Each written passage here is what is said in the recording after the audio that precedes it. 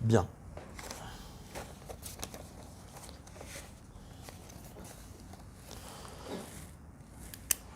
Dans la paracha de cette semaine, on va donc assister à la naissance de Yaakov. Et on a enfin les trois avot, Avraham, Yitzhak et Yaakov.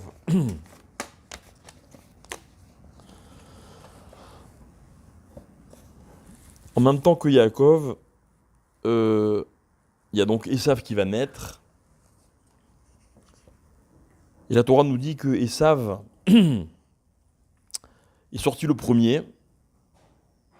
Donc, au moment de la naissance, de l'accouchement, la Torah elle me dit Vayetse Harishon. Et le premier qui est sorti, donc il était rouquin, etc. Vayikra Shemo Esav. Et donc on l'appelle Esav. Vayikri ou Shemo Esav, on l'appelle Esav. Ve'acharechem. Et après cela, Yatsa arrive, son frère est sorti. Veyado. Faut qu'on trouve une solution. Veyado Ochezet. Donc, et la Torah insiste bien en me disant que d'abord Esav est né et après seulement Yaakov est né. Alors après, la Torah me raconte que Esav revient du champ de bataille, il est affamé, Yaakov est en train de cuisiner un plat, Esav veut absolument ce plat, alors il lui dit je te donne mon plat, mais à une condition, Micha Chayom et Bechoratra li, à condition que tu me vendes tout de suite ton droit d'aînesse, ta Bechora. Alors la Torah elle dit Vayomer Esav dit Ine anochi olech lamut, de toute façon, un jour je vais mourir. Velamazeli Bechora, à quoi me sert ce droit d'aînesse? Alors Yaakov dit non, mais jure-moi, et il lui jure. Vaimkor et Bechorato le Yaakov, alors il vend son droit d'aînesse à Yaakov. Je sais que tout ça vous connaissez, c'est une petite révision. Yaakov lui donne son plat de lentilles, il mange, il boit, il se lève, il s'en va, tout ça la Torah le dit. Ok? Vayochal, Vayesh, Vayakom, Vayeler, Vailach. Vaïvez, Esav et Tabechora, et Esav a méprisé à Tabechora le droit d'aînesse. Donc, la conclusion, les trois derniers mots de toute cette histoire, de la naissance des deux, de l'un qui est l'aîné et l'autre qui est le deuxième, mais que finalement, Esav cède à Yaakov son droit d'aînesse, tout ça s'est conclu par trois mots, Vaïvez, Esav et Tabechora. C'est quoi Vaïvez? Il a méprisé. La Torah elle insiste. Il n'y a pas eu seulement une vente, il y a eu aussi le fait que Esav il a méprisé la Bechora. Ok? Donc en conclusion de cette histoire, c'est quoi la différence entre Yaakov et Esav? Allez, essayez de vous creuser un peu les méninges. Je vous ai tout dit. En fonction de ce que je vous ai dit, quelle est la différence entre Yaakov et Esav? Allez-y, j'ai toute la soirée. J'ai rien prévu d'autre. Comment? Que quoi? Bravo. Il y en a un qui méprise le droit d'aînesse. Donc apparemment, l'autre, quoi? Voilà. Ça vous paraît simple ce que je suis en train de vous dire. Mais toute notre réflexion de ce soir, notre chiour, il va être construit sur ce détail. Là, il y en a un qui méprise et un qui ne méprise pas. D'accord? Je vous donne encore une autre introduction qui va prendre son sens plus tard dans le cours. Pour l'instant, juste, vous la retenez comme ça. Il y a une Mishnah dans Pirkei Avot qui nous dit la chose suivante. La Mishnah, elle dit, il y a trois choses. Shlosha dvarim motzi'in et adam minaolam. Écoutez bien. Il y a trois choses qui font sortir l'homme du monde. Quelqu'un connaît les trois choses?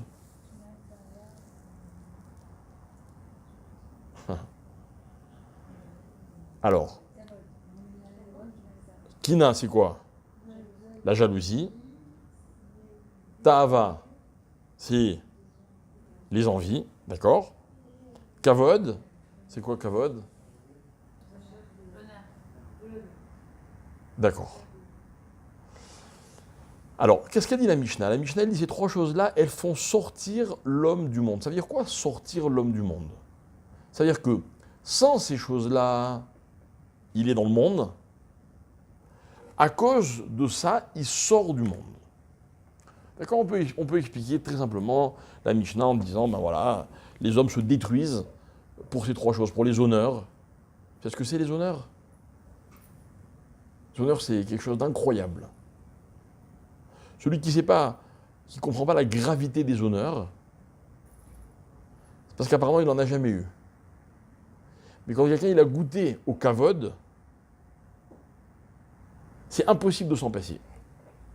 Le kavod, c'est une drogue. On dit que dans la vie, il y a des étapes. Et avec le temps, les choses passent. Par exemple, vous avez des gens qui sont envieux. Bon, ben, un jour, avec l'âge, ils apprennent à apprécier ce qu'ils ont, à se suffire de ce qu'ils ont. Vous avez des hommes, quand je dis des hommes, des êtres humains, qui ont constamment des envies, ta'ava. D'accord? Et un jour vient où, avec la maturité, pareil, ils calment leurs ardeurs et la vie devient un peu plus simple. Le kavod, les Ramim ils disent, on se calme jamais. Jamais. Imaginez un homme politique qui a beaucoup de kavod. Là où il va, on le reçoit, on l'honore. Il ne peut plus s'en passer. Il est prêt à tout pour garder son kavod. Mais pas que les hommes politiques. Hein. D'accord? Alors, c'est-à-dire quoi faire ces choses-là, elles font sortir l'homme du monde? On va essayer d'expliquer que dans le monde, il y a des règles. Et que ces règles-là, si on ne les respecte pas, on n'est pas dans le fonctionnement du monde. Ok? Je n'ai pas parlé de mort. Je n'ai pas dit que quelqu'un il meurt à cause du kavod ou à cause de la jalousie. Bien que c'est possible, on peut tuer. D'accord? On peut se mettre en danger. Mais motzi net adam minaolam, c'est pire que ça. Ça veut dire que c'est aller à contresens de la façon dont le monde est censé fonctionner. On va expliquer. Le Maharal, et donc je vous balance ça un peu comme ça, on y revient dans un instant. Le Maharal, il dit que les trois avot, Avraham, Yitzhak et Yaakov, vont contrebalancer, ils vont être l'antidote, parce qu'ils vont lutter contre ces trois choses-là. Je vais expliquer ce que je veux dire. Avraham, c'est l'homme du chesed. N'est-ce pas? C'est bien le chesed? Ouais. Est-ce qu'il y a une limite dans le chesed? Est-ce que la générosité, au bout d'un moment, il faut savoir la canaliser? Quand? Dites-moi quand le chesed, c'est plus une qualité. D'accord, mais à la limite, c'est pas quelque chose de, c'est pas une donnée négative. C'est un abus. Donc toi, tu dois savoir te protéger, ne pas en faire trop, mais c'est pas faire quelque chose de négatif. Moi, ce que je veux expliquer, c'est que le chesed, il devient, au lieu d'être une qualité, au lieu de permettre à l'homme de grandir, de faire du bien, un jour, il va lui faire du mal. Si on aide à faire du mal, si quelqu'un lui dit est-ce que tu peux me déposer devant la banque parce que je vais faire un braquage, Ouais. alors on l'a aidé, on a fait du reset parce qu'on l'a aidé à aller devant la banque, on a fait du reset pour... Ouais. Quoi, le pauvre, tu vas le laisser aller à pied? Quoi? Tu vas le laisser aller à pied? Ouais, ça c'est justement le reset qu'on a fait, c'est un reset pour le mal. Très bien. Donc là, tu m'as donné un super exemple, mais Mais il me laisse un peu sur ma faim, cet exemple. Pourquoi? Parce que tu m'as expliqué comment on rend service à quelqu'un qui veut faire du mal. Mais moi, je veux un exemple où celui qui fait du chesed, c'est lui qui fait du mal.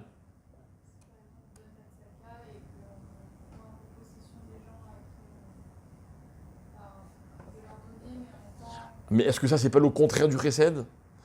Là, j'ai dépassé une limite où je suis plus dans le chesed. Ok, j'ai donné à quelqu'un, mais au bout d'un moment, je l'ai acheté. Enfin, dans ma perception personnelle. Donc je suis plus dans le chesed, au contraire. Je suis plus dans le don. Je suis pas en train de donner, je suis en train de prendre. Non. Non, non, vous n'y êtes pas, mais c'est parce que j'ai mal posé la question. En fait, c'est difficile de poser la question. C'est la réponse qui va vous permettre de comprendre. Le chesed, c'est un rapprochement. D'accord? C'est-à-dire que quand je fais du chesed à quelqu'un, ben, ce que je rajoute dans le monde, c'est de l'amour, vous voyez? Maintenant, dans la vie, il faut faire très attention. Parce qu'on peut aimer ce qui est bien et on peut aimer ce qui est mal. C'est exactement le même mécanisme. La même mida. Si j'ai une mida d'amour, donc j'ai cette qualité en moi, je donne parce que j'aime les autres, un jour je risque d'aimer les gens que je ne suis pas censé aimer. Et ça, c'est mal. Je vais vous donner deux exemples.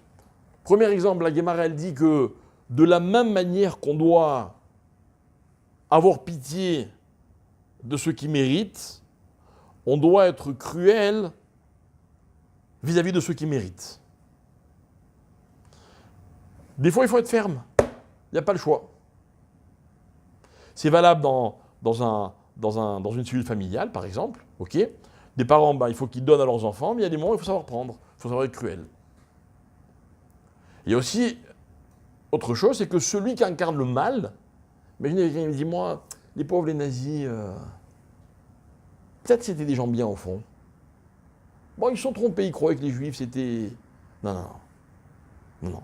Avec le cruel, il faut être cruel. C'est-à-dire que pas être cruel, il ne faut pas lui faire du mal, mais il ne faut pas avoir un sentiment de compassion à son égard.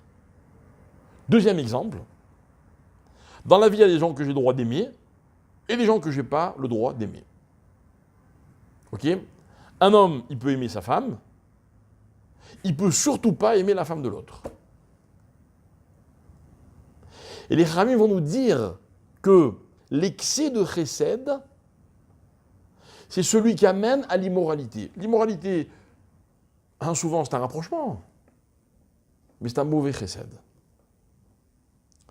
Écoutez bien, Abraham, il incarne le chesed, mais attention, le chesed, c'est dangereux. Il va avoir deux enfants. Yitzhak qui va prendre le contre-pied et qui va être l'homme de la rigueur, et Ishmaël qui va être l'excès de chesed qu'il a mal interprété chez son père. Voilà pourquoi Ishmaël, il incarne dans la Torah, on en a déjà parlé, c'est pas notre sujet, il incarne l'immoralité. Les mœurs de Ishmaël sont les plus graves qui existent. C'est pas le sujet. D'accord?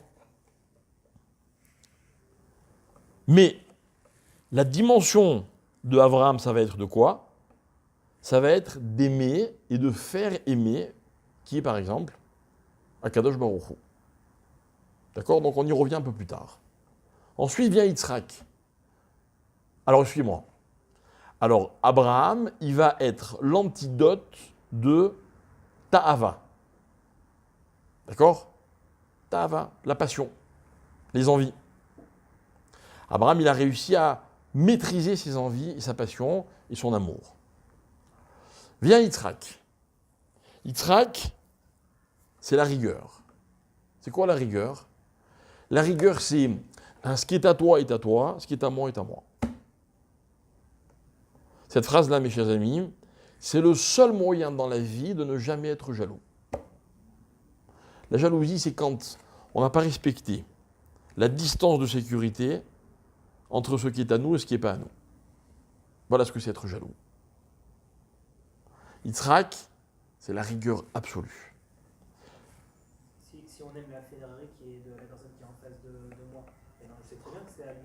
Mais moi, c'est parce que moi, j'aime cette Ferrari que j'avais pour moi, donc je sais très bien qu'elle n'est pas à moi. C'est tout. Si elle n'est pas à toi, tu n'as pas à l'aimer. Si tu en as envie, alors qu'elle n'est pas à toi, ok. Maintenant, je parle d'envie dans le sens de kina. Une envie qui est négative. Si tu as les moyens de te la payer et tu en as envie, ben paye-la toi, je n'ai pas de problème. Je n'ai pas dit que dans la vie, on n'a pas le droit d'avoir envie. Mais l'envie qui s'appelle kina, c'est quand je franchis cette limite. Mais attention, la kina, elle représente un danger. Pourquoi ? Parce que il y a des gens qui sont tellement jaloux de leur territoire à eux qui peuvent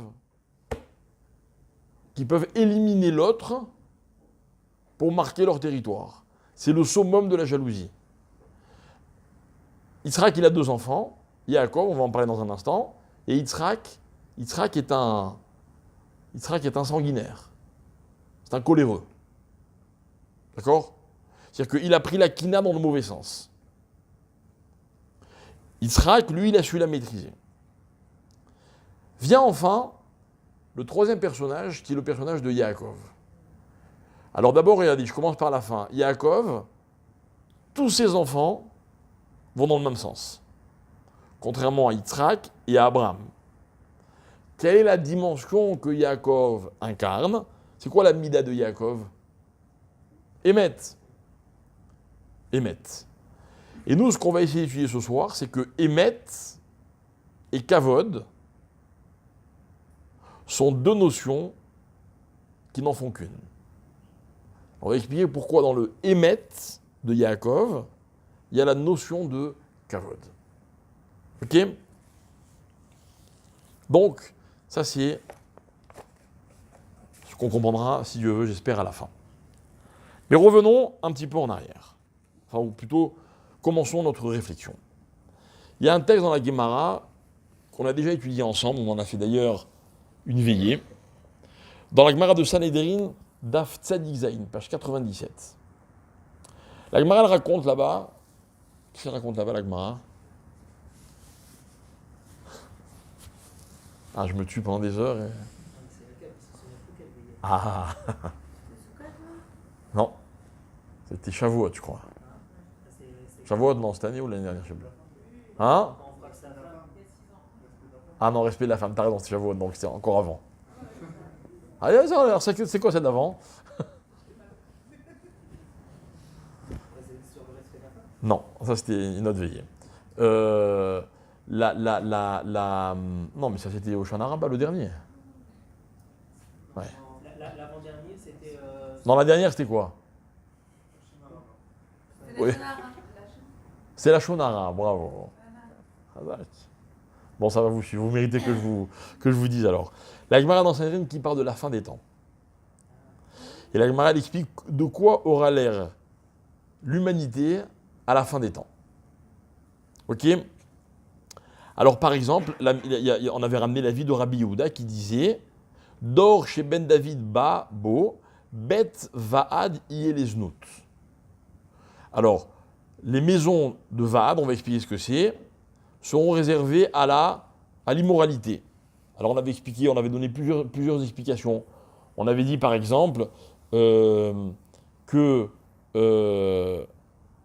là où les gens sont censés étudier la Torah, on fera d'autres choses. On avait dit aussi, par exemple, bref, on va dire comme ça, d'accord ? Les endroits de Torah ne seront plus vraiment des endroits de Torah. La Gemara, elle ramène un autre avis qui dit, elle dit, Anshe Gvul, Yesovez-vous me'ir le'ir, velo yechonenu. Donc les gens qui habitent à la frontière d'Eretz Israël, à la fin des temps. D'après d'autres, c'est pas ça, c'est ceux du Sanhedrin. Donc tous les Dayanim, tous les juges du grand Sanhedrin. Qu'est-ce qu'ils vont ? Ils vont aller de ville en ville. Velo yechonenu. C'est quoi le yechonenu ? Yechonenu, ça vient du mot chen. C'est quoi chen ? La grâce. ils ne trouveront pas grâce aux yeux des gens. Ok? Il y a plus ça dans le genre. Comment? Plus ça dans le genre. Justement, à la fin des temps, les gens qui seront censés incarner le Sanhédrin trouveront grâce aux yeux de personne. D'accord? Et vous savez que quand on trouve grâce aux yeux de personne, ben, on ne peut pas trouver sa place dans la société. Trouver grâce, c'est très important. Ok? D'autres disent,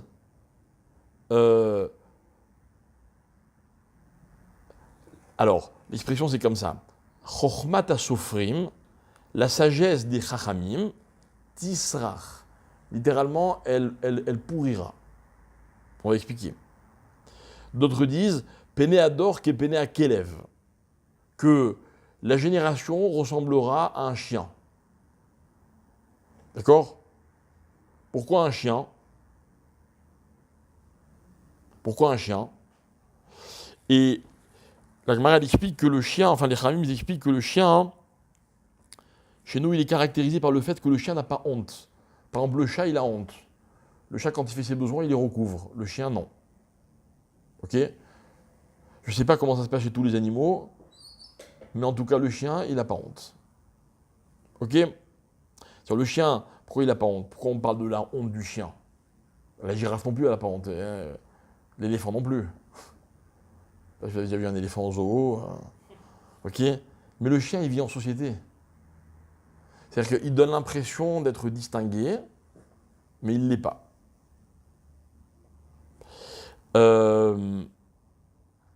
Et enfin, nous on va terminer par l'exemple qui dit Vea emet ne ederet.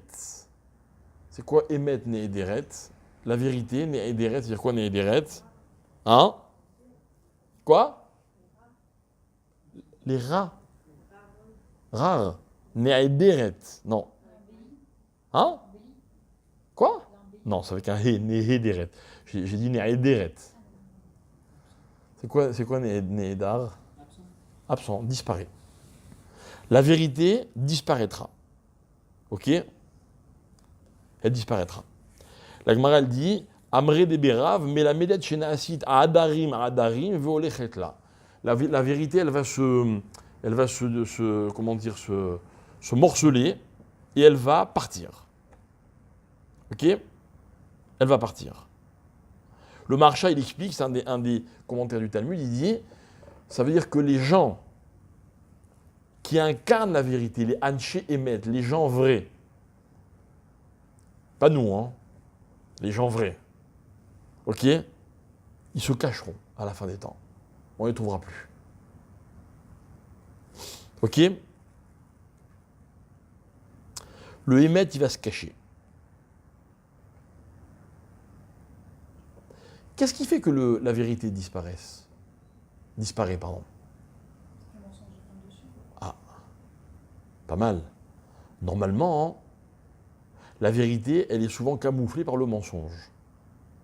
Mais dans ce texte de la Gemara, il n'est pas question de mensonge. On ne nous dit pas que le mensonge va chasser la vérité. Qu'est-ce qu'on nous a dit?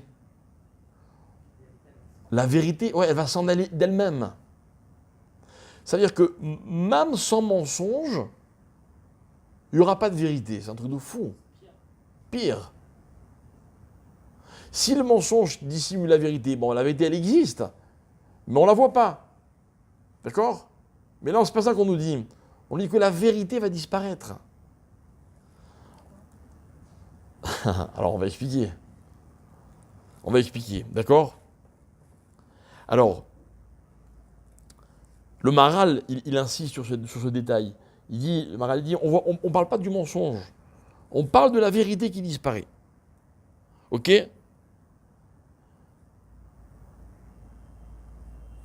Ça veut dire qu'en fait, on va commencer comme ça, parce qu'on va essayer d'aller loin dans notre explication, d'approfondir vraiment le thème. On va commencer en disant comme ça que la vérité, pour être présente, elle a besoin de reconnaissance. D'accord? quand personne ne reconnaît la vérité, ben la vérité s'en va. Ok?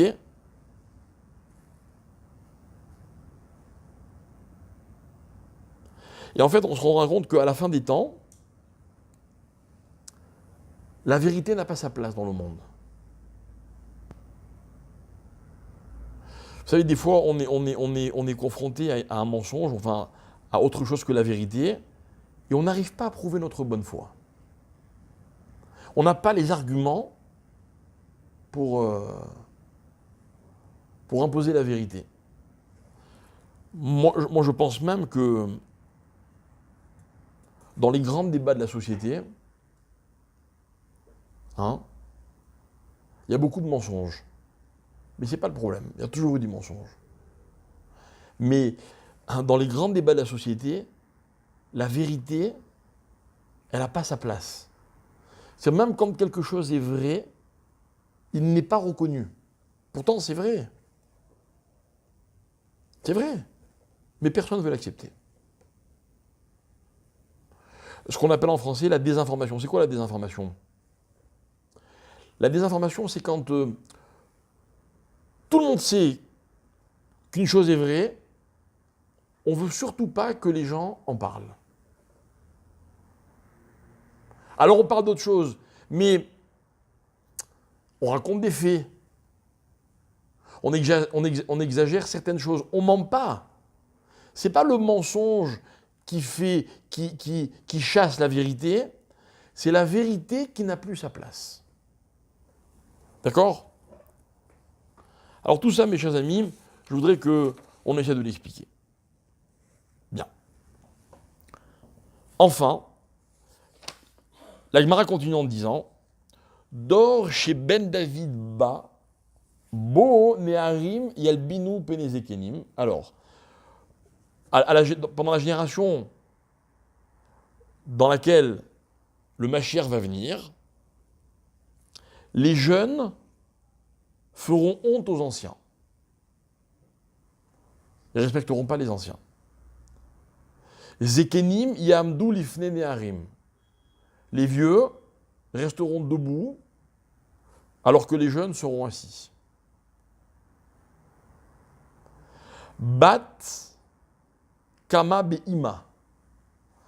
La fille ne respectera pas sa mère. La belle-fille ne respectera pas sa belle-mère. Pénéador Kepnea Kelev, ce qu'on a dit tout à l'heure. Ok. Et enfin, dernier, parce que ça va crescendo, V'en aben mitbayesh me'aviv. Et les fils n'auront plus honte de leur père. On peut passer des heures à expliquer la différence qu'il y a entre la fille contre sa mère. C'est très intéressant. Le fils n'aura plus honte de son père parce que son père est la grande. Ouais. C'est la même chose de la fille et de la mère. Alors. Oui, c'est différent. C'est différent. Chez la mère, vis-à-vis de la mère, il y a un sentiment de reconnaissance. Le père, il est censé incarner une image. Je vais expliquer ce que c'est qu'une image. Une image, on est censé en avoir tous des images. On est censé avoir au moins une personne dans notre vie dont on veut surtout pas qu'il sache ce qu'on fait de mal. On fait tous du mal. D'accord? Je vous donne un petit exemple rigolo. Imaginez un enfant, un fils qui fume. Mais il y a des gens qui vous disent jusqu'à aujourd'hui, ah non mais devant mon père c'est pas possible. Ça change. Non, il peut pas. Que son père le voit faire ça, il peut pas. D'accord? Bien. Donc en fait, si je résume tout ce qu'on vient de dire, d'accord? On a expliqué que les maisons de Torah ne sont plus ce qu'elles sont censées être. Que les Chachamim, leur sagesse est Tisrach, c'est quoi Tisrach? Elle est pourrie, quoi. En tout cas, elle est perçue comme telle. Ok? On a dit que la vérité s'en va. On a dit que les enfants, les jeunes par rapport aux vieux, les enfants par rapport à leurs parents, en fait, il manque quoi dans le monde? À la fin des temps, qu'est-ce qui va manquer dans le monde? En un mot, le kavod. Le kavod. Ça veut dire qu'en fait, plus la fin des temps va approcher, et moins la notion de kavod va exister. Ok? Donc, deux choses intéressantes. Premièrement, le kavod. Deuxièmement, le émet qui s'en va. Vous avez compris? Il y a deux thèmes dans ce qu'on vient d'expliquer. Fin des temps égale la vérité qui s'éloigne, qui ne trouve plus sa place, et le kavod qui disparaît. Et nous, ce qu'on veut expliquer, c'est que l'un et l'autre sont liés. Exactement. Ok? Bien. Alors, un dernier exemple, mais qui continue dans cet esprit. Tanya Rabbi Nechemia Omer, Dor Sheben David Babo Ha'azut Tarbe Ve'ayoker Yehuvat. À la fin des temps, Ha'azut Tarbe, c'est quoi Azut? L'effronterie, le culot, va augmenter et Yoker, du mot yakar. Hein? Oui. C'est-à-dire la valeur, Yehuvat, les valeurs vont être tronquées. C'est-à-dire quoi, elles vont être tronquées? C'est-à-dire qu'on accordera de la valeur à des choses qui ne valent rien. Et par contre, ce qui a de la valeur, on ne va pas leur accorder d'importance. D'accord, vous comprenez? Donc on est dans le même esprit. Dans le même esprit. Et voilà que, par exemple, qu'est-ce que c'est que Yakar? Alors, quand dans le Passouk, dans la Megillah que tout le monde connaît, où on dit la Yudim Aïtaora Vesimcha Vesasson, Vikar. Les Juifs ont eu la Yudim Aïta, ils avaient Ora, Simcha, Sasson, Ve Yekar. Yekar, c'est, Rachidi, c'est le Kavod. Ok? Kavod. Donc, en fait, à la fin des temps, ce qui est censé avoir de la valeur n'en aura plus, c'est-à-dire qu'il n'y aura pas de Kavod. On ne sera pas capable de respecter ce qui mérite d'être respecté. On a perdu nos repères dans les valeurs. Et c'est très intéressant, on ne va pas trop insister là-dessus, mais dans la Gemara de Hérouvine, on parle par exemple, dans la Gemara de Sanhedrin, toujours, la Gemara elle continue avec des exemples, elle dit que par exemple, à la fin des temps, il y aura beaucoup de vin, ok, à Gefen Iten Pirio, Veayain Beyoker. Il y aura beaucoup de raisins, mais le vin sera cher. Et Rachid explique, il dit pourquoi? Parce que tout le monde voudra boire du vin. Tout le monde voudra boire du vin. Et quand on boit du vin, qu'est-ce qui se passe? On devient saoul. Et quand on se saoule, on n'a plus la notion des valeurs. À la fin des temps, tout le monde sera saoul. C'est pas du tout rigolo. C'est-à-dire que cette ébréité dont on parle, c'est pas que les gens seront par terre avec le nez rouge, non. C'est que on sera chicor dans le sens où, voilà, on perd tous les repères, quoi. Tous les repères. C'est ça, tout le monde veut du vin. Vouloir boire beaucoup. Pourquoi les gens boivent beaucoup? C'est pour oublier qu'on est dans un monde. Pour oublier. Vous allez jamais à des soirées, vous? Les gens, ils boivent. Être joyeux. Moi, je suis très joyeux sans boire. Vraiment, j'estime que on peut toujours être plus, mais j'ai pas de leçon à recevoir de ceux qui ont besoin de boire pour être joyeux. Sincèrement. Non, quand on boit, c'est pour se déconnecter de la réalité. Si pour certains, c'est ça être joyeux, faut revoir la définition du problème. Mais se déconnecter, c'est quoi? C'est avoir d'autres valeurs.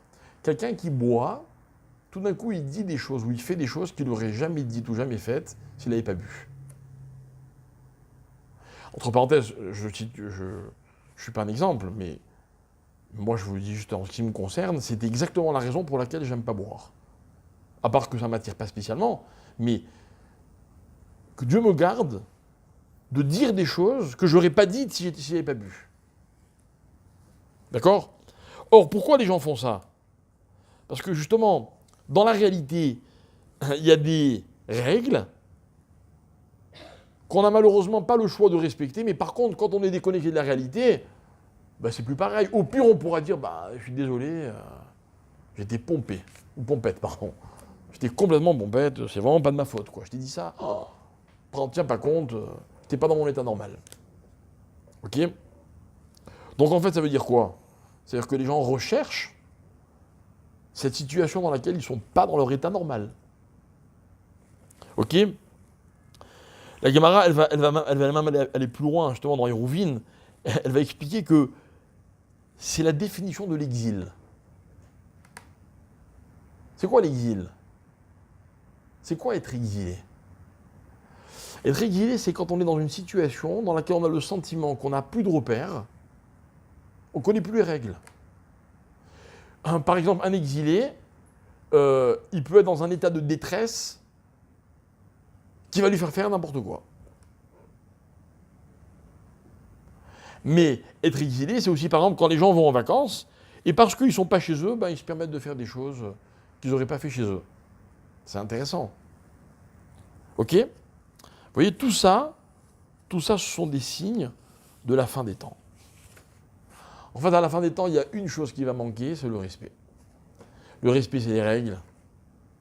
Le respect, c'est la réalité dans laquelle on est censé vivre.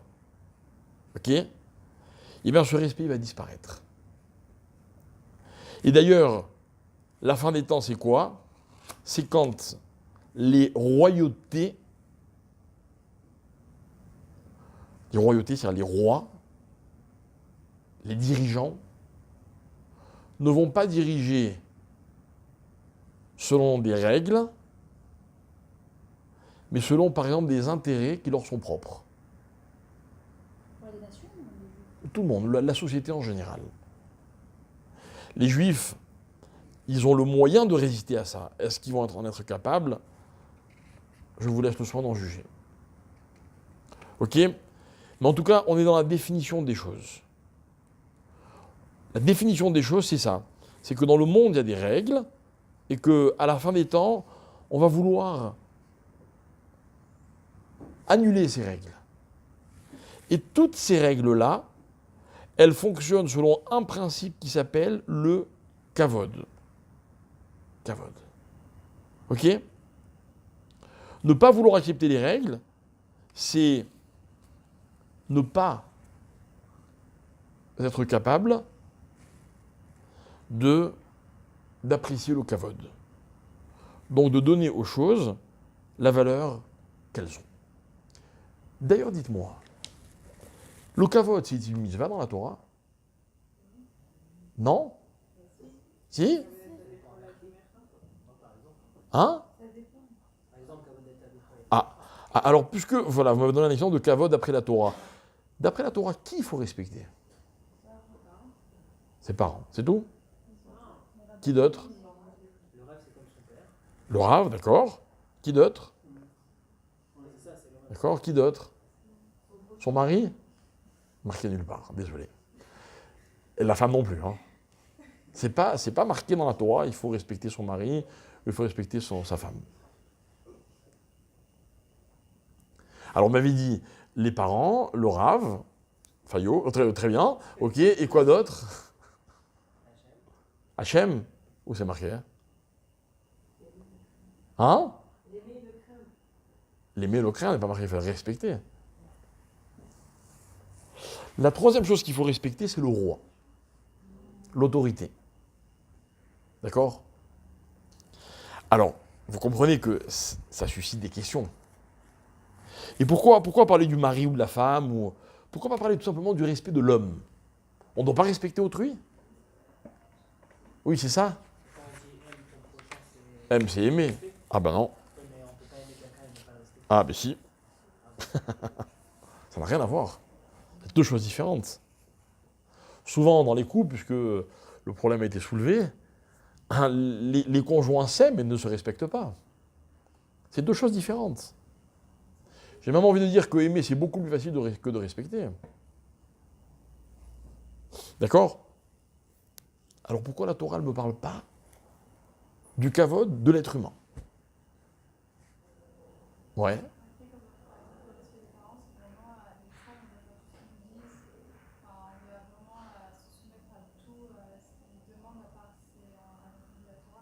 Alors? Mais il faut que tu saches qu'il y a des règles très précises. Je ne suis pas obligé de faire tout ce que mon père me demande. Il y a des règles. Il y a des règles. C'est comme respecter son rave. Alors quoi, s'il me demande de sauter par la fenêtre, je dois l'écouter. Si mon rave, il me dit, voilà, quand je rentre dans la pièce, je veux que tu te mettes à genoux devant moi, je dois l'écouter? Non. Et si mon père me le demande? Non plus. Donc il y a des règles. Il y a des règles. Qu'on me donne des règles pour le respect vis-à-vis de l'être humain en général. On ne l'a pas fait. Le kavod, le roi, il y a un autre kavod. Alors, je vous avais donné des fois des exemples comme ça. Alors, le kavod du père, par exemple, c'est de ne pas l'appeler par son prénom. On n'a pas droit. De ne pas le contredire. Ok? Le kavod du rave, pareil, de ne pas le contredire, de se lever quand il rentre. Il y a des règles. Le roi, le roi, par contre, on doit plus faire ce qu'il dit que n'importe qui d'autre, vous voyez? Dans les règles du kavod, par exemple, du roi, on n'a pas le droit de voir le roi pendant qu'il se fait couper les cheveux. Ouais, parce que genre, c'est pas beau, quoi. Il est à moitié coiffé. C'est un sourd. Il faut juste savoir que le roi, on lui coupait les cheveux tous les jours. Les maîtres, il y a bien des hommes qui se rasent tous les jours. Et il fallait qu'il soit au top, le roi. Pas du tout. Ça, c'est dans des scénarios qui ont été inventés par je sais pas qui, mais c'est vrai. C'est vrai. Donc il y a des règles. Pourquoi est-ce qu'il n'est pas question du respect de l'homme? Pourtant, il y a un respect de l'homme. Alors là, c'est carrément celui qui me donne la réponse, vraiment, vraiment bravo. Ok. Il y a une mitzvah dans la Torah dans laquelle on voit clairement le respect qu'on doit à l'homme. Mais des recheret, c'est pas kavod, c'est autre chose. Et puis c'est pas une mitzvah de Horaïta. C'est un peu macabre, hein. C'est facile, macabre, mort, d'accord. Et après? On arrête tout, même d'étudier la Torah et on va s'occuper de lui. Alors c'est vrai que la mitzvah d'enterrer quelqu'un, hein, elle est liée au kavod qu'on lui doit, c'est vrai. Mais c'est pas comme ça que la mitzvah, elle est prescrite dans la Torah. Quoi?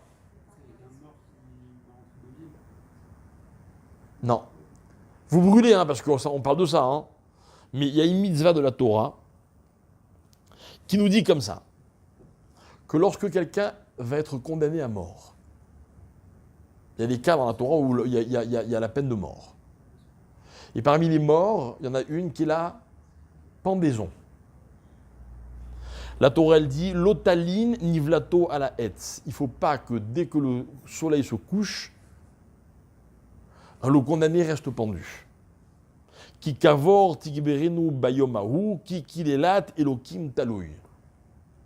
D'accord? C'est pas son kavod de le laisser pendu.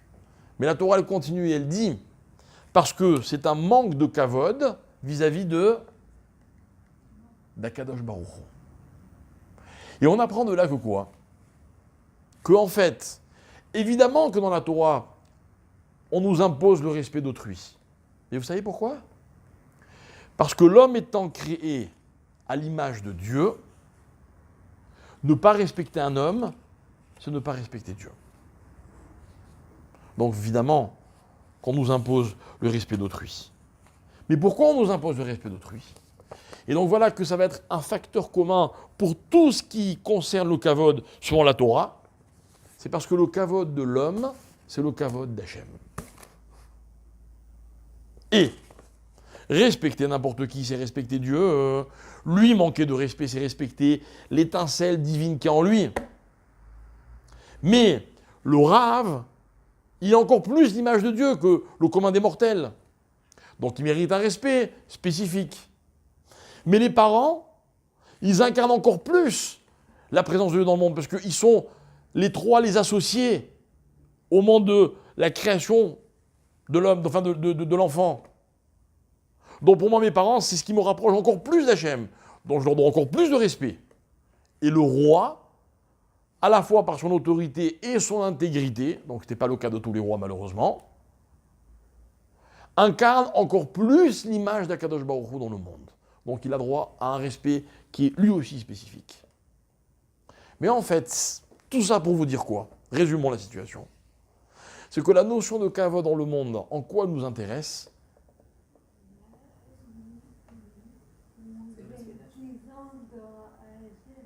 Exactement. C'est le respect d'Akadosh Baruch Hu.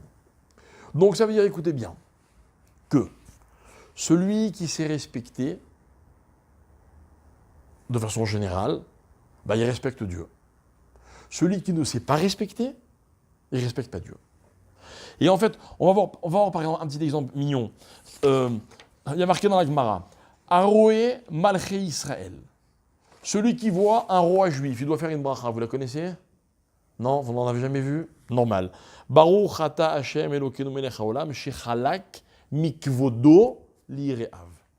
Qui a partagé avec ceux qui le craignent son kavod. Celui qui voit un roi non juif, Baruch shenatan mikvodo le basar vadam. Il a donné à ce roi une partie de son kavod. Mais ça veut dire que tout ce qu'incarne le kavod dans le monde, quelque part, il a reçu une part du kavod à Kadosh Baruch. Moi j'avais dit, j'étais impressionné quand la première fois que j'ai vu un président des États-Unis venir en Israël, je me suis dit, mais c'est quoi ce kavod? Un kavod incroyable. C'est une partie du kavod d'Hachem. Ça ne veut pas dire que celui qui reçoit ce kavod, il se comporte convenablement vis-à-vis d'Hachem, mais il a ce mérite. Cette semaine, il y a eu un grand rave en Israël, très discuté, d'accord, le rabbi de Satmer, d'accord, clairement antisioniste, mais il a eu un kavod incroyable. Lui aussi, quand il est descendu de l'avion, il y a non, pas tapis rouge, on s'en fout. Il a été escorté par 30 voitures, je ne sais pas combien d'ambulances, la police, des machins, ils ont bloqué les rues. Truc de fou. Truc de fou. D'accord? Partie du kavod d'Hachem. Alors, ce kavod d'Hachem, mes chers amis, c'est le kavod qui est censé régner dans le monde. C'est-à-dire, ne cherchez pas, c'est un théorème que je vous donne, c'est un axiome, plutôt. Quand dans le monde il y a du kavod, c'est qu'on respecte Hachem. Quand dans le monde il y a un problème de kavod, vous me remarquerez, c'est Hachem qu'on ne respecte pas. Vous allez me dire, mais celui avec un manque de kavod, c'est pas forcément Hachem. Ok, c'est vrai. Mais c'est-à-dire, au-delà de la personne qu'on doit respecter, il y a le respect en lui-même. Et il semblerait que plus on va approcher de la fin des temps, et moins le kavod sera présent dans le monde. Donc, on respectera Hachem de moins en moins. Terrible, hein? Ouais. Ah, c'est terrible, je vous dis. Moi, l'actualité m'angoisse profondément. Ok? Bien. Continuons. Donc, on se rend compte que quoi? On se rend compte que... Regardez, on va être pessimiste 5 minutes. Vous savez que c'est pas mon habitude, mais je veux qu'on comprenne, qu'on suive le raisonnement jusqu'au bout. Jusqu'au bout, d'accord? Je vais employer des termes qui sont évidemment empruntés, mais c'est pour illustrer ce que je veux dire. Imaginons que le kavod, dans le monde, soit ce qu'on appelle en hébreu un binyan. C'est quoi un binyan? Une construction, un édifice. D'accord? C'est-à-dire que le kavod, on va l'imaginer comme un édifice. Un édifice, c'est une réalité imposante. D'accord? On est au-dedans, on est dehors. Maintenant, cet édifice, il est plus ou moins important en fonction de la taille que cet édifice occupe. Cet édifice, il repose sur des fondations. Et plus un édifice est important, et plus les fondations sont importantes. D'accord ? Quand un édifice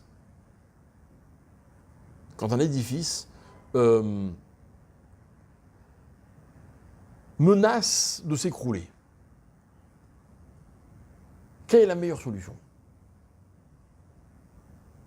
Ou plutôt, quelle est la seule solution ? Vous pouvez réparer le toit, vous pouvez réparer les murs, vous pouvez réparer les piliers, vous pouvez réparer les fondations. Mais tout ça, c'est du raccommodage. Vous savez, en France, ils sont très excités parce que dans quelques semaines, ils vont inaugurer la Samaritaine. Vous connaissez la Samaritaine à Paris ? Sacré édifice.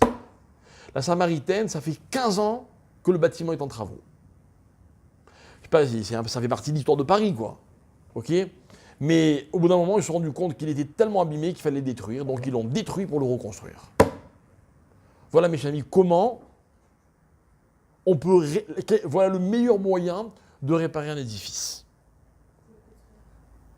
Et on se rend compte d'une chose, c'est que la disparition de quelque chose, soit à un moment on arrête sa disparition et on reconstruit, enfin ça veut dire on retape, soit si la disparition elle suit un processus qui ne s'arrête pas, elle va complètement disparaître pour qu'on puisse reconstruire quelque chose de nouveau. Parce que pour reconstruire du nouveau, il faut d'abord détruire ce qui est ancien.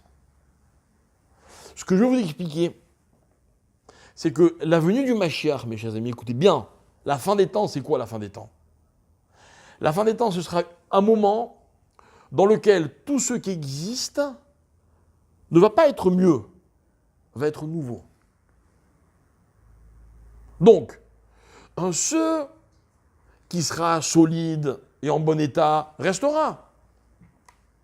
Mais ce qui ne sera pas en bon état, eh bien, ça va complètement disparaître pour qu'on puisse reconstruire quelque chose de nouveau.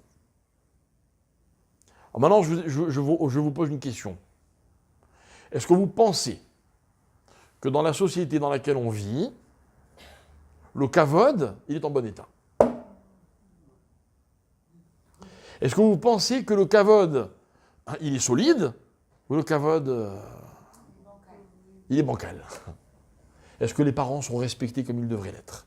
Et ne me sortez pas des exemples, hein. Vos parents. Vos parents. Est-ce que les rabbinim sont respectés comme ils devraient être respectés ? Ils incarnent les valeurs de la Torah. Est-ce qu'on les respecte ? Pas du tout. Est-ce que les dirigeants sont respectés comme ils devraient être ? Loin de moi l'idée de savoir qui est coupable et qui ne l'est pas. D'accord ? Je n'en ai aucune idée, et si vous voulez une information, vous non plus, et personne d'autre. Et tous ceux qui en parlent, et qui débattent, et qui, comme on dit en hébreu, qui sont tochen, vous voyez, c'est-à-dire genre... tochen, c'est quand on prend la farine, on essaie de la moudre encore. Vous voyez, elle n'est pas assez moulue. Ils n'en savent rien. Personne ne sait. C'est pas ça qui compte, exactement, c'est pas le débat. Le débat, c'est que il n'y a plus rien à respecter, quoi. C'est-à-dire, on veut détruire l'image du respect. L'image du respect. Vous savez, moi, un jour, j'ai dit, et vraiment, je ne pense pas que la France en soit un bon exemple, hein, vraiment. Mais bon, j'ai vécu en France, mon enfance, j'ai des souvenirs anciens de la France que je n'ai pas par rapport à Israël. Ça fait que 30 et quelques années que je suis là. D'accord ? Mais le dernier président en France qui était respecté, vous savez qui c'était ? Pas du tout. C'était Mitterrand. Vous savez pourquoi ? Parce que de son vivant, on n'a jamais rien su. Dès qu'il est mort, tout a ressurgi. Tous ceux qui sont venus après, on a su alors qu'ils étaient encore vivants. Et d'ailleurs, même quand ils étaient encore présidents. Ça change tout. Il était loin d'être meilleur que les autres, mais il était respecté. C'est un faux respect, c'est un vrai respect. Là n'est pas du tout le débat. C'est le concept philosophique qui m'intéresse. Est-ce qu'on doit respecter ou pas ? Non. Est-ce qu'il est respecté ou est-ce qu'il n'est pas respecté ? D'accord ? Il n'y a pas de kavod dans le monde. Rien, personne. Personne. la famille royale d'Angleterre. Fut un temps où le mot faisait peur. Je ne me rappelle pas de ça. Mais aujourd'hui, c'est des gens comme tout le monde. Enfin, en tout cas, on essaye. Il n'y a pas. Vous avez une idée de quelqu'un qui incarne le respect? Aujourd'hui, pour être respecté, il faut être dictateur. C'est pas du respect. C'est fou.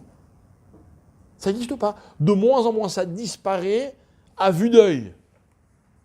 À vue d'œil. Ce qu'on respecte un jour, on le dénigre le lendemain. Regardez, même au niveau de l'écologie. Vous savez que l'écologie, c'est un thème aussi qui me perturbe. On attache de l'importance à des choses, on en fait des histoires, des scandales, des machins, etc. Demain, tout ce qu'on dit, ce pourquoi on se bat aujourd'hui, demain, ça n'existera plus. On n'en parlera même plus. On avait trouvé le pétrole il y a quelques années, c'était la solution de la fin des temps, de machin, je sais pas, la solution. Aujourd'hui, c'est le problème. Vous voyez? Alors, qu'est-ce que je veux dire par là? Ce que je veux dire par là, c'est que ce qui fait qu'on ne respecte pas, c'est que on détruit les systèmes. Un système, c'est un mécanisme qui fonctionne selon certaines règles, d'une certaine manière, d'accord? Et puis, ça produit ce que c'est censé produire. On détruit les systèmes. Et on en cherche d'autres, constamment. Vous avez vu, depuis ce matin, il y a une nouvelle loi en Israël. C'est que les deux roues, donc les motos, les scooters, etc., n'ont plus le droit de rouler à côté des voitures. Vous voyez, normalement, quand vous roulez en deux roues, il y a de la circulation, vous passez entre les voitures. Logique, non? On n'a plus le droit. Celui qui fait ça, il prend une amende. Hein? Et derrière les voitures.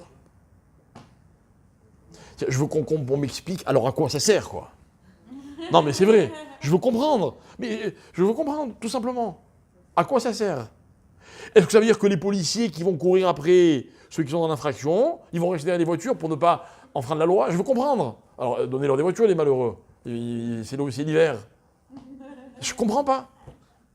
Je comprends pas. Non, mais c'est vrai, c'est de la folie, quoi. D'accord? Bien.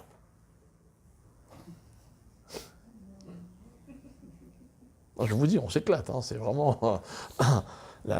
les journaux sont des livres de morale. Alors, on a parlé de la sagesse des Chachamim. On a dit que la sagesse des Chachamim, d'accord, écoutez bien, ça va loin. La sagesse des Chachamim, on a dit Chochmat Sofrim, vous vous rappelez le mot qu'on a employé quand vous écoutiez là tout à l'heure? Chochmat Sofrim. Non. Tisrach, bravo, elle se pourrit. Dans la vie, qu'est-ce qui pourrit? Un masriar, c'est dire masriar en hébreu? Masriar, c'est quelque chose qui se gâte. C'est de la décomposition. La décomposition, ça sent bon ou ça sent mauvais? Ouais. Et qu'est-ce qui fait que la décomposition dégage une mauvaise odeur? Non, c'est pas comme ça qu'il faut que je pose la question. Pourquoi il y a des décompositions qui sentent encore plus mauvais que d'autres? À la base quoi? Non. Non. Donnez-moi des exemples de décomposition qui sentent mauvais. Alors, vous avez un légume qui pourrit, ça sent mauvais? Ouais. Non? Bon. Elle a donné un exemple de quelque chose qui sent encore plus mauvais. Un corps en décomposition. T'en as déjà senti?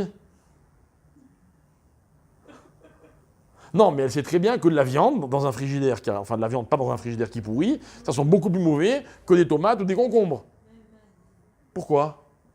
Eh bien, je t'apprends que la viande, ça sent mauvais, mais l'être humain, en décomposition, ils sont beaucoup plus mauvais. Moi, ça m'est arrivé. Un jour, j'étais dans un enterrement de quelqu'un qui avait été déterré de France ou de je ne sais plus où, et qui avait été réenterré en Israël. C'était épouvantable. Vous savez ce que disent les Ramim? Ils disent, plus ça vit, et plus quand ça vit plus, c'est masriar. Et c'est un truc de fou, parce que c'est une notion de morale. D'accord? Et scientifiquement, c'est vrai. C'est incroyable.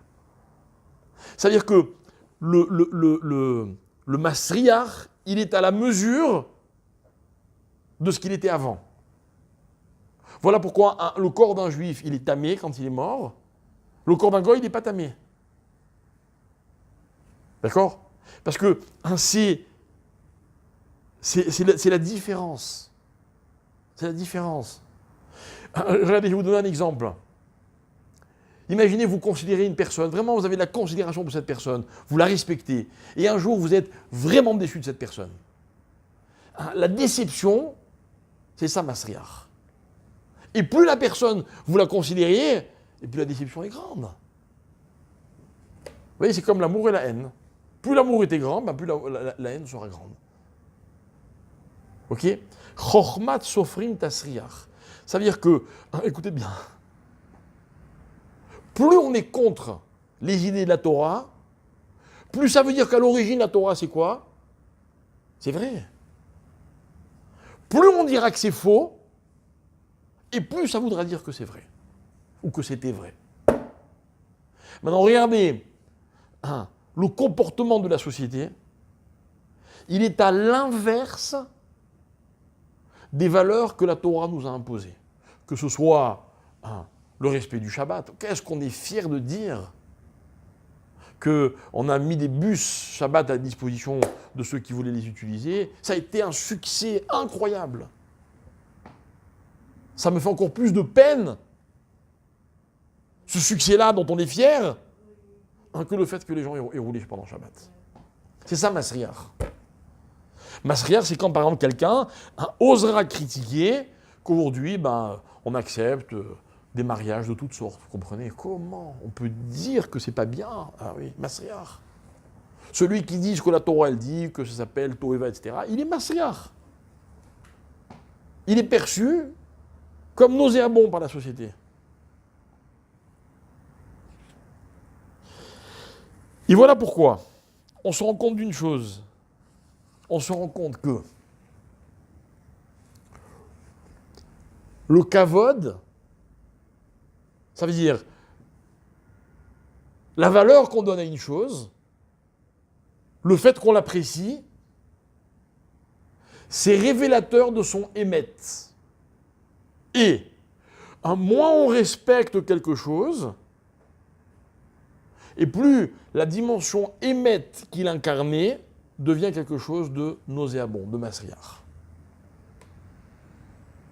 Voilà pourquoi je veux faire un lien entre émet et kavod, entre vérité et honneur, entre vérité et valeur, yakar, le mot qu'on a employé tout à l'heure. Vous me suivez, d'accord, dans mon raisonnement? Ok? Très bien. Alors, on a dit tout à l'heure que la vérité, le émet, il s'éloigne, il s'en va. Elle s'en va, la vérité. Ok?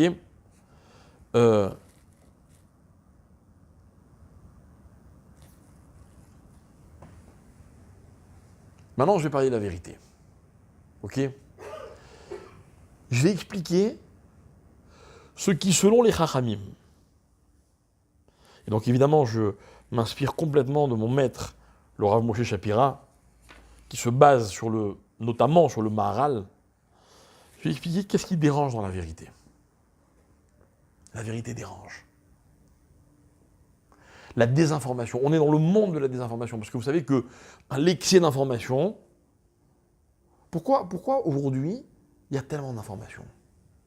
Pourquoi il y a une boulimie d'informations? Je vous l'explique, c'est très simple, parce que plus on sait de choses, et plus on va noyer ce que l'on ne veut pas que les gens sachent.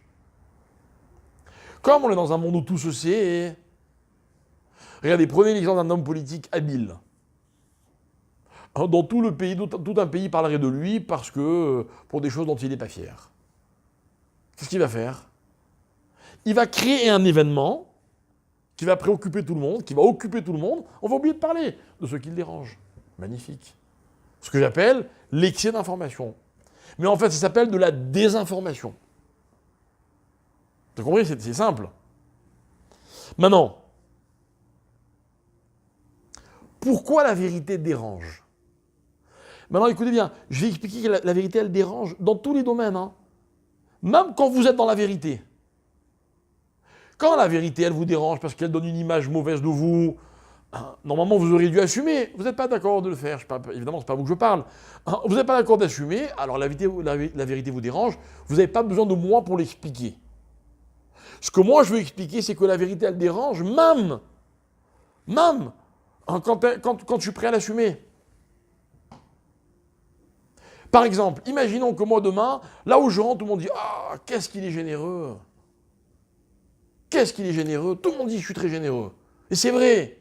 Ça me dérange ou ça ne me dérange pas? Ça va me déranger. Vous savez pourquoi? Regardez le langage des Khamim, je vais essayer de le traduire.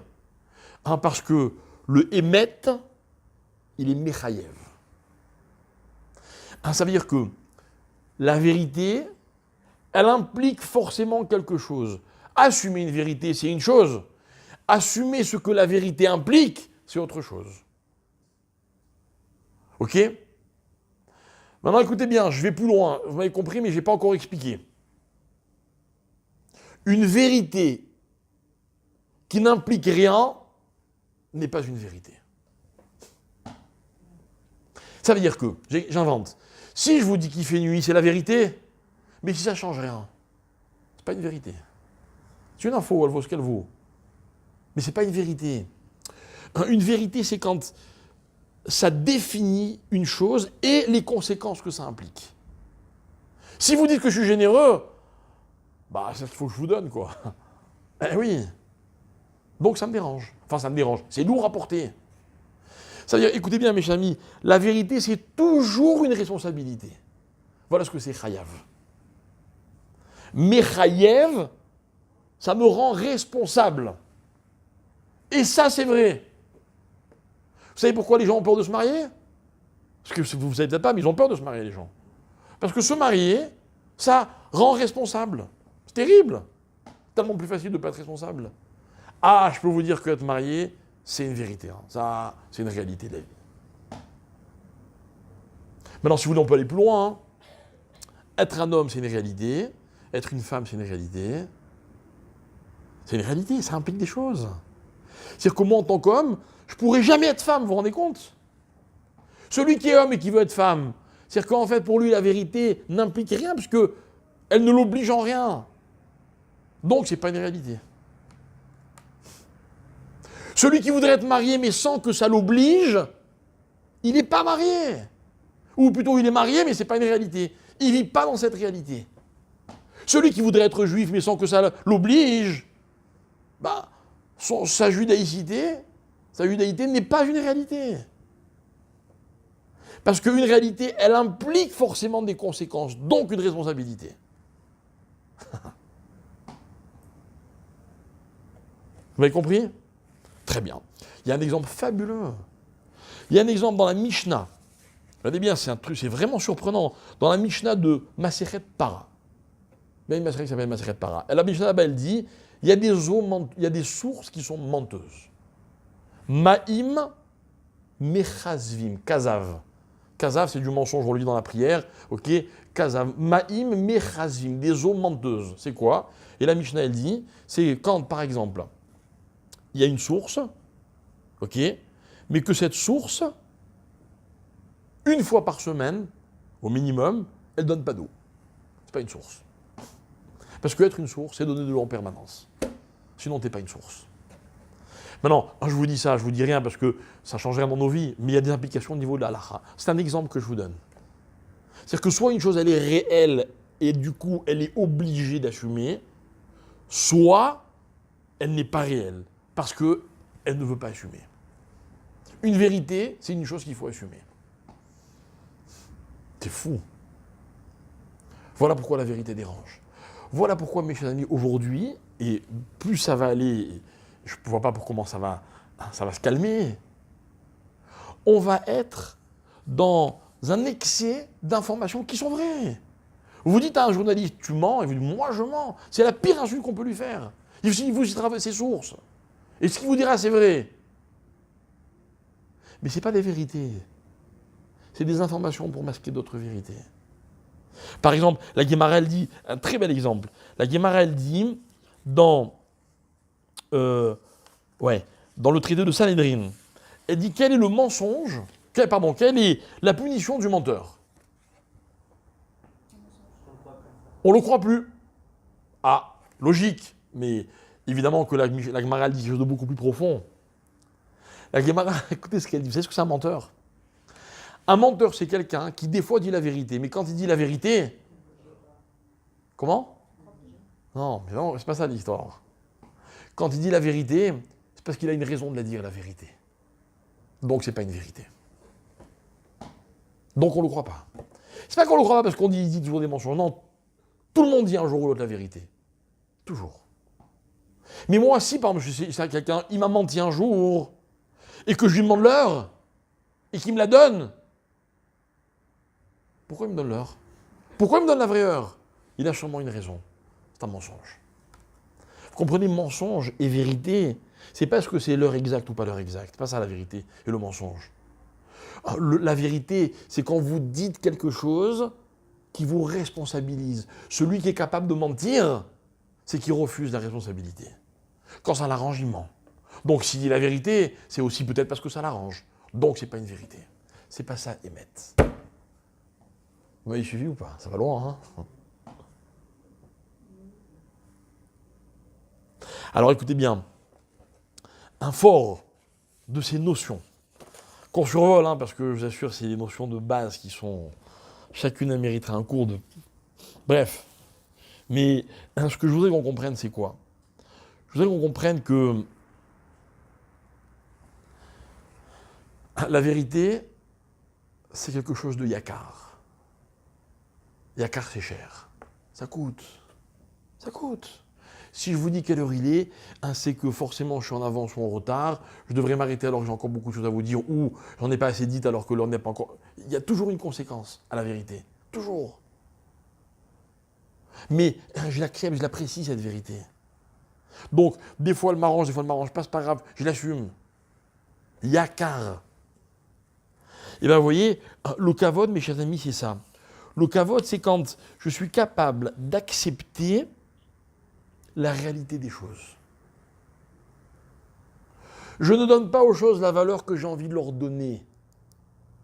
Vous savez, j'ai fait une petite parenthèse que je ne peux pas m'empêcher. Je suis très, très, très angoissé quand on condamne un président ou un premier ministre. Je suis très angoissé. Vous voulez que je vous dise pourquoi ? Vous voyez pourquoi ? Parce que parmi tous les gens qui condamnent aujourd'hui tel ou tel premier ministre, il y en aura bien un jour qui sera à sa place. Et qui vous dira, je suis Premier ministre. Il faudra lui rappeler, mais Premier ministre, ça ne veut rien dire. C'est toi qui l'as dit. C'est-à-dire que ce qu'on a détruit, ce n'est pas l'homme, indépendant du problème que ça représente. Vrai, faux, on ne sait pas. Mais on n'a plus de repères, quoi. C'est-à-dire que rien ne vaut rien. Et vous savez ce qui m'inquiète le plus, c'est que pour tous les naïfs qui sont parmi nous, peut-être nos enfants, eh ben, on va leur apprendre, ils vont découvrir une chose, c'est qu'on peut être Premier ministre et être un voleur. Ah, je croyais que c'était pas possible. Et je découvre que oui, c'est un drame. Vous comprenez ? Non pas que pour moi, Premier ministre, ça représente une référence, mais c'est censé incarner quelque chose. En tout cas, dans une société civile, zarmate démocratique, ça ne représente plus rien. Alors, vous pouvez m'expliquer qu'est-ce qui représente quelque chose ? Alors, qui je respecte ? Plus personne, quoi. J'aurais préféré peut-être, j'ai une question que je pose, peut-être valait-il mieux cacher certaines choses pour préserver au moins les valeurs. Et on aurait pu trouver d'autres solutions, peut-être. Je ne sais pas. Je ne fais pas partie des penseurs et des décisionnaires de la génération. Mais je m'interroge. Et je me dis qu'en fait, la Gemara avait raison. Ce n'est pas un homme qui disparaît. Ce n'est pas une fonction qui est dépréciée. C'est un concept C'est un concept dont on me prive. Celui qui consiste à respecter quelque chose, juste parce que ça incarne une dimension. Il n'y a plus. Il n'y a plus. Et vous remarquerez que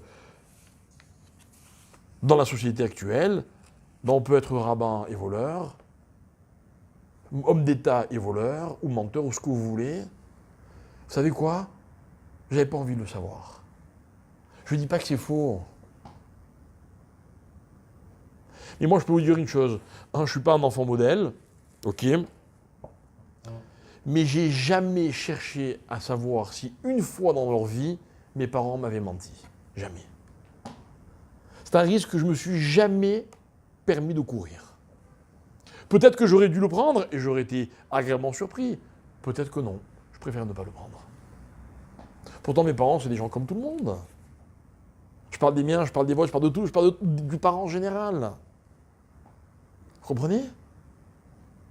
C'est-à-dire que respecter la vérité, c'est lui donner de la valeur.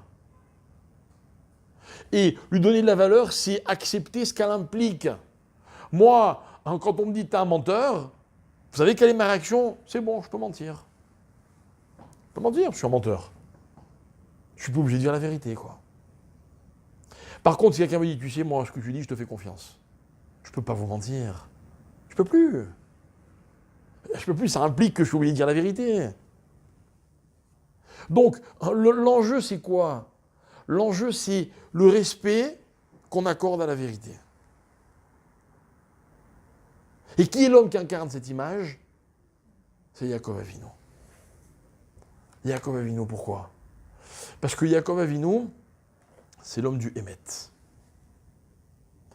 Mais le Hémet, on en a fait un cours il y a 15 jours, si vous vous rappelez, le Hémet, c'est une découverte.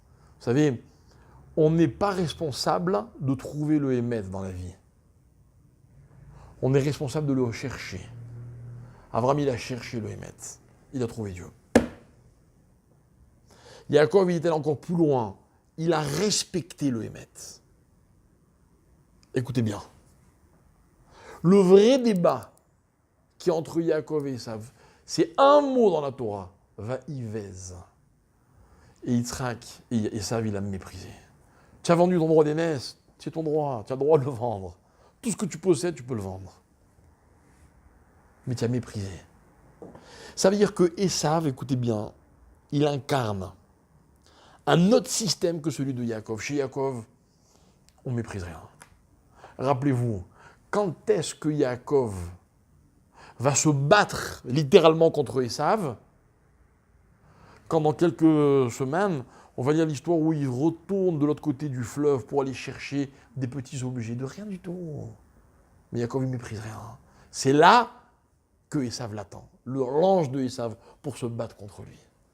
Il va lui dire, je t'avais dit de mépriser. Moi, j'ai méprisé, regarde. Si tu avais méprisé ces petits objets, on n'en serait pas en train de se battre. C'est fou. Esav, il a inventé cette nouvelle notion. Quand ça m'intéresse, c'est vrai. Quand ça m'intéresse, ça a de la valeur. Quand ça m'intéresse, je fais kavod. Quand ça ne m'intéresse plus, je méprise. C'est magnifique le mépris. C'est ce que c'est le mépris? C'est l'antithèse de la responsabilité. C'est fabuleux le mépris. C'est le meilleur alibi du monde. Meilleur alibi du monde. Mais attention dans tous les sens du terme, si je suis un juif qui respecte la Torah et que l'autre juif qui respecte la Torah me dérange, qu'est-ce que je fais? Je le méprise. T'es un rachat. Je suis tranquille. J'ai donné libre champ à tout ce que je voulais faire ou dire contre lui. C'est un rachat. Et si celui qui ne respecte pas la Torah est gêné par celui qui respecte la Torah, qu'est-ce qu'il va dire? Il va dire, mais lui, il ne comprend rien. Il ne comprend rien. Ce sont des gens, comme on dit, sous-développés, je ne sais pas comment on dit, peu importe. Magnifique. Donc, du coup, tout ce qu'il dit, c'est des bêtises. On n'est pas obligé de les écouter. Moi, si mon rabbin dit quelque chose et que je ne suis pas d'accord, j'ai le droit d'aller le voir. Pour lui demander de m'expliquer. J'ai jamais le droit de dire tu dis des bêtises. Jamais. Jamais. Vous allez voir, ceux qui n'ont pas encore d'enfants, quand vous aurez des enfants, vos enfants diront beaucoup de bêtises. Ne le leur dites jamais. Parce que le jour où vous avez dit à un enfant, tu dis des bêtises, il se dit, ah bon d'accord, donc je peux dire n'importe quoi. Le jour où vous dites à un enfant, t'es un menteur, il dit, ah d'accord, donc je peux mentir. La vérité, c'est pas important. Moi, je suis menteur. Vous vous rendez compte? Le choc. Tu leur dis ce que tu veux, mais pas t'es un menteur. Mais, moi je peux vous dire une chose, j'ai jamais dit à un de mes enfants, t'es un menteur. Je lutte des fois. Ah bon, je croyais que... Mais je t'ai pas vu en train de... Il a compris l'enfant. Mais tu es un menteur, tu l'as méprisé. Tu l'as méprisé, il n'a plus de kavod, il n'a plus de valeur, il n'a plus de yakar. Ça, c'est Esav. Esav, mes chers amis, c'est celui qui va prendre de l'importance et de l'importance et de l'importance jusqu'à la fin des temps. À tel point que quand le Mashiach va venir, pour construire un nouveau binyan, il va falloir éradiquer celui-là. Il n'y aura pas le choix. Parce que Esav, lui, il essaie de détruire toutes les valeurs sur lesquelles le monde repose. La première valeur sur laquelle le monde repose, c'est le kavod. De qui? D'Hachem, parce que Hachem, c'est le Emet. Combattre le Emet, combattre le kavod, de façon générale dans le monde, c'est détruire la société, ni plus ni moins. Peut-être que ces gens ont le mérite de précipiter la venue du Mashiach. Peut-être. Mais en tout cas, les enjeux me font très peur. Et je voudrais juste terminer en vous disant une chose très, très mignonne, c'est que le Rambam, Maïmonide l'avait compris depuis très longtemps. Depuis très longtemps. C'est que le Rambam, vous savez, il a dans Mishneh Torah, il a toutes sortes de halachot. D'accord? Mais toutes ces halachot, elles sont organisées par combien, une dizaine, je ne sais plus combien il y en a exactement, de livres. Et dans ces livres, il y a toutes les halachot qu'on veut. D'accord? Alors par exemple, dans le premier tome, ce qu'on appelle Mada, il y a les halachot du Talmud Torah, de l'étude de la Torah. Eh bien, les halachot du Kavod, du Rav, il n'en a pas fait un chapitre indépendant, il les a intégrés dans les halachot de l'étude de la Torah. Parce qu'il est impossible d'étudier la Torah sans respecter ceux qui l'incarnent. Et vous savez dans quoi il a mis les halachot qui concernent le respect des parents? Il les a mis dans des halachot qu'on appelle ilchot mamrim. C'est quoi mamrim? Mamrim, ce sont ceux qui ne respectent rien. Il a fait ilchot mamrim, dans lequel il dit qu'il faut respecter le beddin agadol, c'est-à-dire les lois, les règles. Les lois.